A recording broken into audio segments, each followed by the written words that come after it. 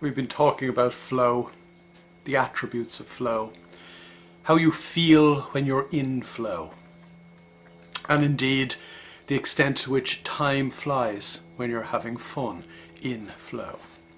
It's interesting, in talking about this to a client last week, the subject turned to music and the extent to which you can literally be immersed and engrossed in playing music, even listening to music. But the people I was talking to were musicians.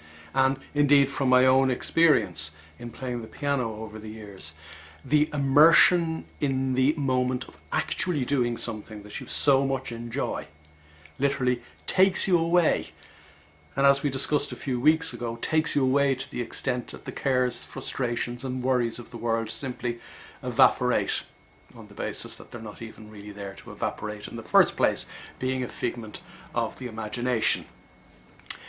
But the key thing I want to talk about today is the extent to which we need satisfaction.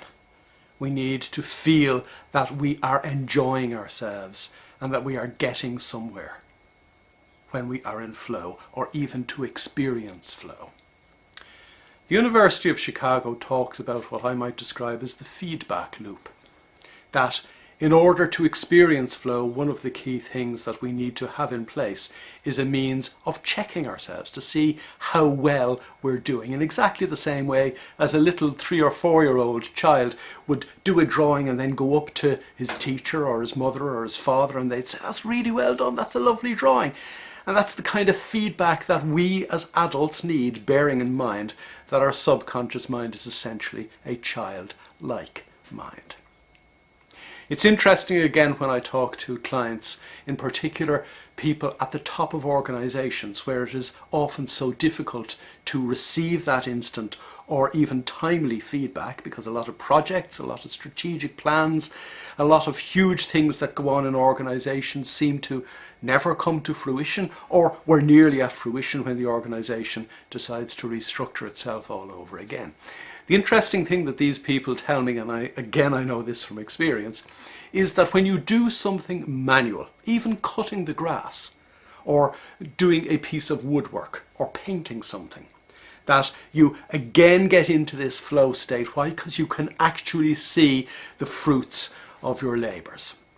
The key point I'm making to you is that on a day-to-day basis, you need to set up for yourself 2 or 3 key fruits that you would like to be able to chew on each day, the fruits of your labours. In other words, at the beginning of the day, you write down, and I actually mean handwrite down, the 2 or 3 things that you will have achieved by the end of the day. Now, obviously you don't write down 10 things, because you're not going to achieve 10 big things during the course of the day. Somebody with more than 3 or 4 priorities has none.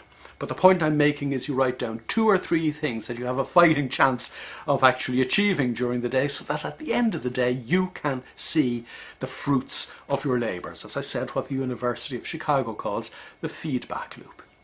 We all need to know that we're doing well.